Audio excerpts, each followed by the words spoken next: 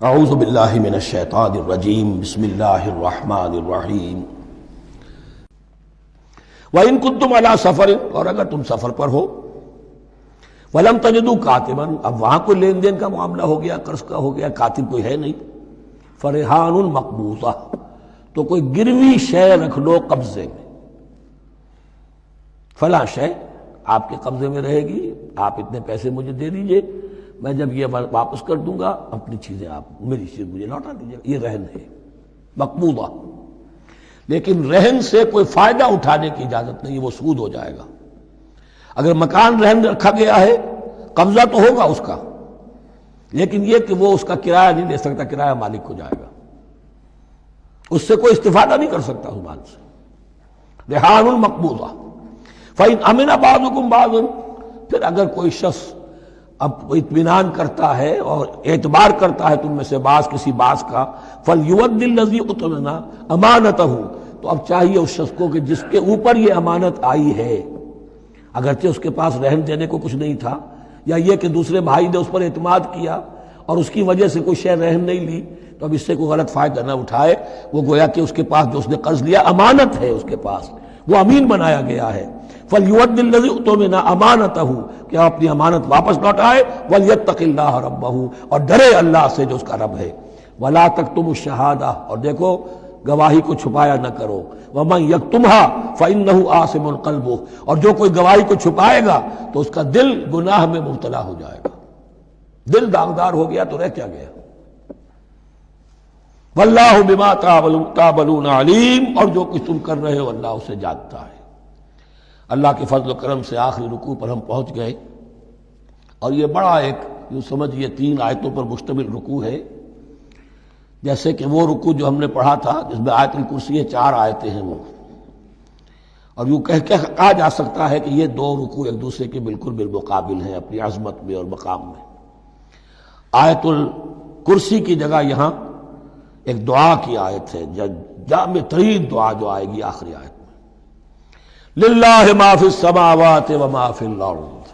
اکثر و بیشتر آپ دیکھیں گے سورتوں کے اختتام پر یہ الفاظ پھر آتے ہیں، اللہ ہی کا ہے جو کچھ بھی ہے آسمانوں اور زمین میں۔ وَإِن تُبْدُوا مَا فِي أَنفُسِكُمْ أَوْ تُخْفُوهُ، اور جو کچھ تمہارے دلوں میں ہے خواہ تم اسے ظاہر کرو خواہ چھپاؤ، يُحَاسِبْكُم بِهِ اللَّهُ، اللہ تم سے محاسبہ کر لے گا، تمہاری نیتیں اس کے علم میں ہیں۔ ان اللہ لا ينظر الى صوركم ولا الى اموالكم ولكن ينظر الى قلوبكم واعمالكم، اللہ تمہاری صورتوں کو نہیں دیکھتا، تمہارے مال و دولت کو نہیں دیکھتا، تمہارے دل کو دیکھتا ہے، تمہارے اعمال کو دیکھتا ہے۔ تو دل میں جو کچھ ہے خواہ کتنا ہی چھپا لو، اللہ کے محاسبے سے نہیں بچو گے۔ فَيَغْفِرُ لِمَن يَشَاءُ وَيُعَذِّبُ مَن يَشَاءُ، پھر وہ بخش دے گا جس کو چاہے گا اور عذاب دے گا جس کو چاہے گا۔ اختیار مطلق اللہ کے ہاتھ میں ہے۔ ہمارے ہاں اہل سنت کا عقیدہ یہی ہے، اللہ پر لازم نہیں ہے کہ وہ نیکوکار کو اس کا جزا ضرور دے اور بدکار کو اس کی سزا ضرور دے، اللہ کرے گا ایسا، یہ دوسری بات ہے، لیکن اللہ کی شان اس سے بہت اعلیٰ اور عرفہ ہے کہ اس پر کسی شے کو لازم قرار دیا جائے، اس کا اختیار مطلق ہے، مطلق ہے۔ یفعل اللہ ما یرید، یفعل اللہ ما یشاء۔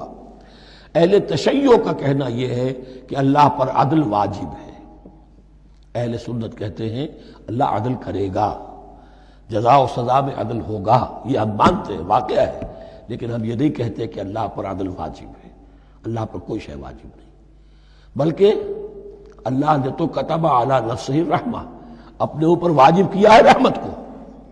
وجوب کا لفظ جو آتا ہے اللہ پر تو وہ تو رحمت کا ہے، کتب علی نفسہ الرحمہ، اللہ نے اپنی ذات کے اوپر واجب کر لیا رحمت کو۔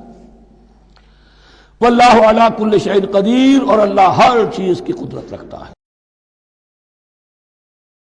اعوذ باللہ من الشیطان الرجیم بسم اللہ الرحمن الرحیم آمن الرسول بما انزل الیہ من ربہ والمؤمنون، ایمان لائے رسول صلی اللہ علیہ وسلم اس چیز پر کہ جو نازل کی گئی ان کی جانب ان کے رب کی طرف سے۔ غور طلب بات ہے، یہ بڑا باریک نکتہ ہے۔ نبی پر جب وحی آئی ہے کیسے پہچان لیا کہ یہ بدروح نہیں ہے، یہ جبرائیل ہے؟ آخر کوئی اشتباہ بھی تو ہو سکتا تھا، پہلا تجربہ تھا۔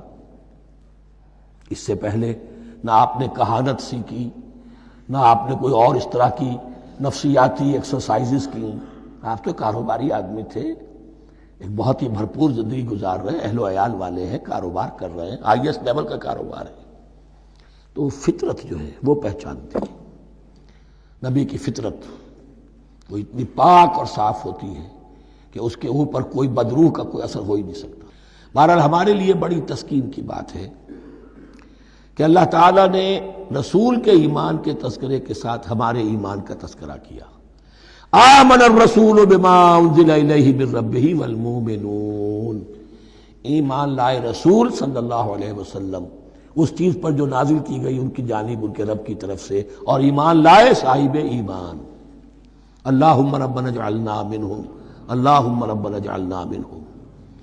کل آمن باللہ وملائکتہ وکتبہ ورسلہ، یہ دوسرا مقام ہے سورہ بقرہ کے اندر جس میں ایمان کے جو اجزاء ہیں ان کو گنا گیا ہے۔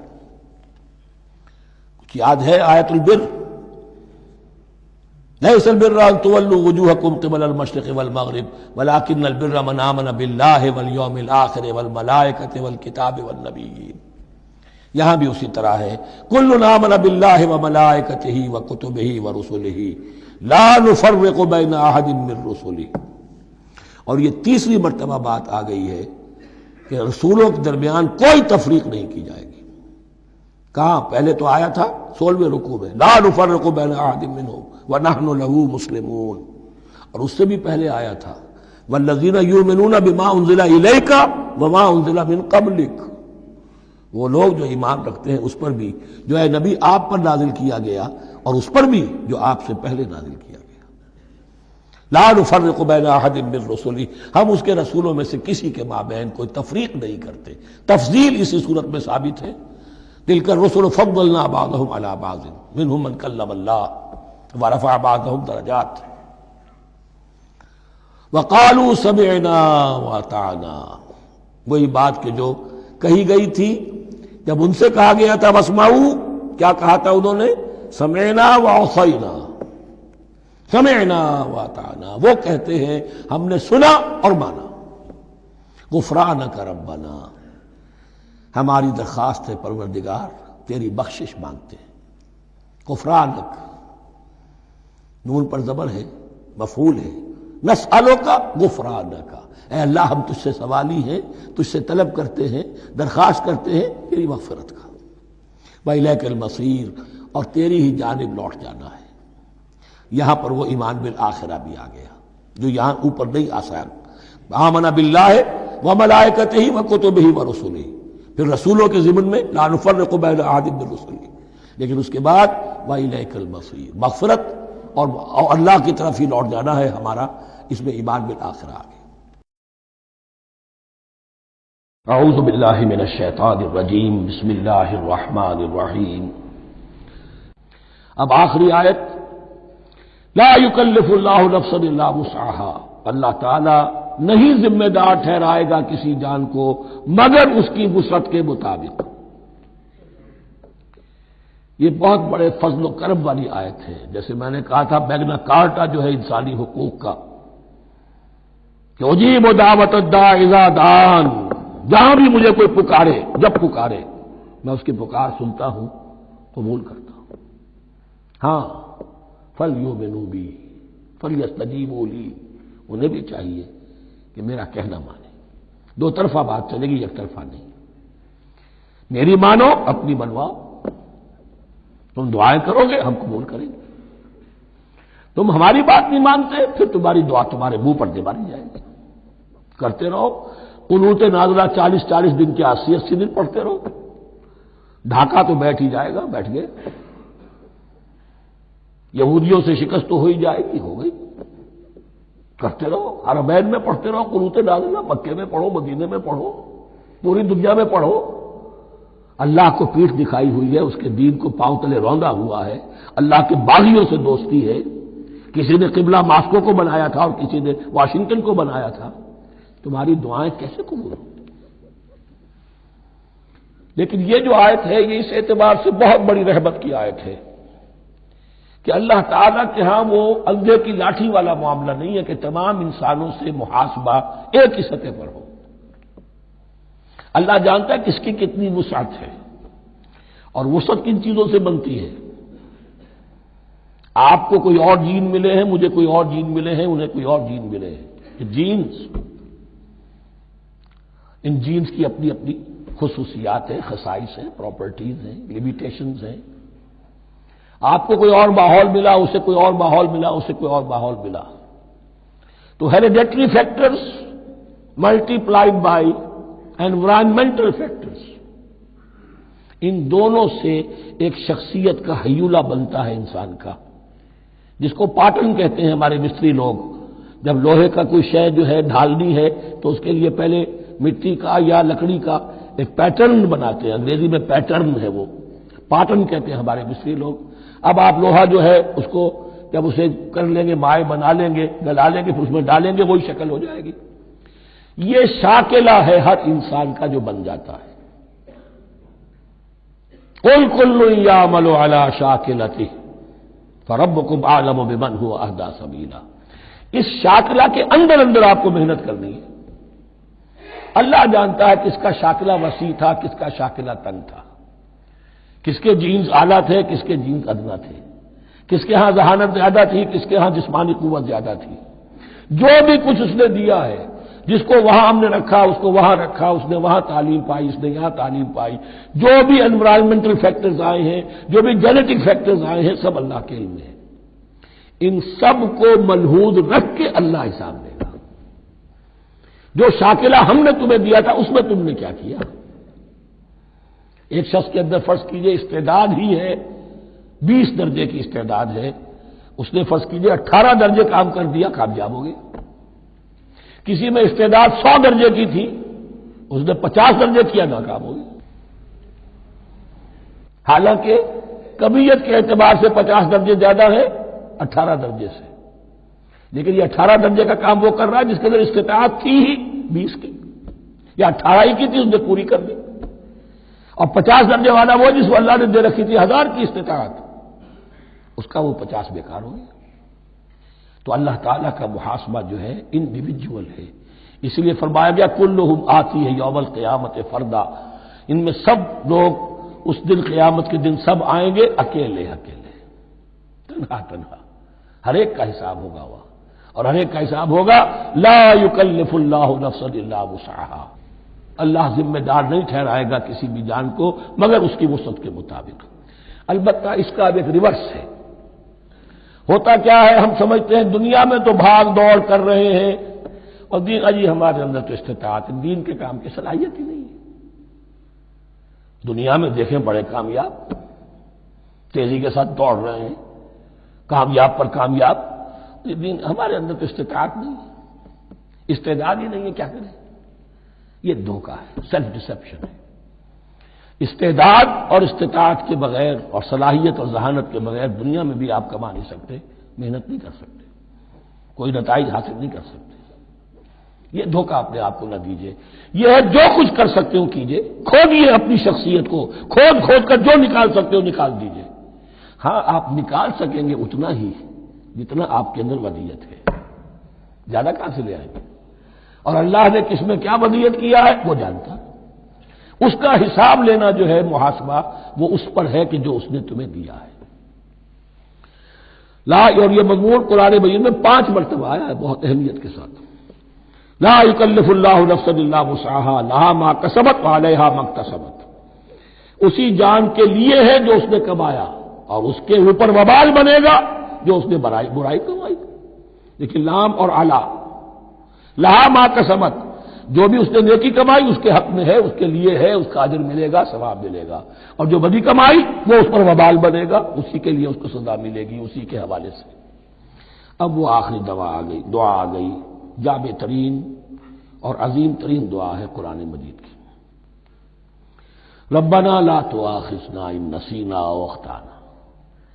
اہل ایمان کے راستے پر، عمل صالح کے راستے پر مقدور بھر، امکان بھر اپنی شخصیت کے کونوں کھدروں میں سے بھی نکال کر اپنی ریزیڈول انرجیز کو بھی نکال کر اللہ کی راہ میں لگا دیں، لیکن اس کے بعد بھی کوئی غرہ نہ ہو، کوئی غرور نہ ہو، کوئی اپنی محنت پر، اپنی نیکی پر، اپنی کمائی پر، اپنے کارناموں پر کہیں انسان دھوکہ نہ کھا جائے۔ کیفیت کیا رہنی چاہیے؟ وہ یہ ہے تواضع، عجز، انکساری۔ ربنا لا تؤاخذنا ان نسینا او اخطانا، اے رب ہمارے ہم سے مواخذہ نہ کیجو اگر ہم بھول جائیں یا ہم سے خطا ہو جائے۔ نسیان بھی ہے، الانسان مرکب من الخطاء والنسیان، انسان کے اندر یہ دونوں چیزیں خطا اور نسیان یہ تو گندی ہوئی ہیں۔ خطا یہ ہے کہ آپ نے اپنی امکانی حد تک تو نشانہ ٹھیک لگایا تھا، نشانہ خطا ہو گیا، ٹھیک ہے کوئی بات نہیں، آپ کی نیت صحیح تھی۔ ایک اجتہاد کرنے والا اجتہاد کر رہا ہے، امکانی حد تک اس نے کوشش کی ہے کہ صحیح رائے تک پہنچے، لیکن خطا ہو گئی، اللہ معاف کرے گا۔ اس نے اپنی امکانی کوشش کی تھی، لہذا اسے ثواب ملے گا۔ مجتہد مخطی بھی ہو تو ثواب ملے گا، مجتہد مصیب ہے، صحیح رائے پر پہنچ گیا ہے تو دوہرا ثواب ملے گا، لیکن مجتہد مخطی ہے تب بھی ثواب ملے گا۔ تو بھول چوک پر، یہ بھول چوک خطا جو ہے، چوک صحیح ہے بالکل لفظ اس کے لیے، چوک جانا، نشانہ چوک گیا۔ تو اے پروردگار جو بھی ہم سے سرزد ہو جائے، غلطی ہو جائے، بھول کی وجہ سے یا خطا کی وجہ سے، اس پر معاوضہ نہ کیجو۔ ربنا ولا تحمل علینا اصرا کما حملته علی الذین من قبلنا، اور اے رب ہمارے ہم پر وہ بوجھ نہ ڈالیو جس سے ہم لے کر چل نہ سکیں۔ دیکھیے ایک حمل ہوتا ہے جس سے حمال کا لفظ بنا ہے، جس کو لے کر انسان چلتا ہے۔ حمال اس بوری کو یا بوجھ کو اٹھا کر چل رہا ہے، جو آپ کی طاقت میں ہے اور جس سے لے کر آپ چل سکیں وہ ہے حمل، اور جو ہو آپ کو بٹھا دے، اسر اس کو کہتے ہیں۔ یہ لفظ سورہ اعراف میں پھر آئے گا، یضع عنہم اسرہم والاغلال التی کانت علیہم۔ حضور کی شان یہ بھی تھی کہ انہوں نے لوگوں کے بوجھ جو ان کی طاقت سے بڑھ کر تھے ان کے کندھوں سے اتار دیے۔ ربنا ولا تحمل علینا اصرا کما حملته علی الذین من قبلنا، اے اللہ تو نے بڑے بڑے بھاری بوجھ ہم سے پہلے لوگوں پر ڈالے۔ شریعت بھی پہلے بھاری تھی، بہت سے معاملات ہم نے دیکھ لیے، روزہ ہمارے لیے کتنا آسان کر دیا گیا، رات کو نکال دیا روزے سے، کہہ دیا خاص طور پہ کھاؤ پیو ضرور، سحری ضرور کرو، تسحروا فإن فی السحور برکہ، کتنی آسانی ہے۔ رات میں تعلق زن و شو کی اجازت ہے، وہاں ان کے روزے میں چپ بھی تھا، چپ بھی رہو، نہ کھاؤ نہ پیو، نہ تعلق زن و شوق، نہ گفتگو، تو آسانی کی ہے۔ ان کے ہاں یوم سبت کا حکم تھا اتنا سخت، کوئی کام نہیں کرو گے۔ ہمارے ہاں وہ تھوڑے سے وقت کے لیے، اذا نودی للصلاۃ من یوم الجمعۃ فاسعوا الی ذکر اللہ وذروا البیع، اذان سے لے کر اور نماز کے ادا ہو جانے تک ہر کاروبار دنیاوی حرام ہے، لیکن اس سے پہلے اس کے بعد آپ کر سکتے ہیں، تو آسانی ہے۔ ربنا ولا تحمل علینا اصرا کما حملته علی الذین من قبلنا ربنا ولا تحملنا ما لا طاقۃ لنا به، اور اے رب ہمارے ہم پر وہ بوجھ نہ ہم پر عائد کیجو، ہم پر ڈالیو جس کی کہ ہمارے اندر طاقت نہ ہو۔ واعف عنا، ہم سے درگزر فرماتا رہے، ہمیں معاف کرتا رہے، واغفر لنا، اور ہمیں بخشتا رہے۔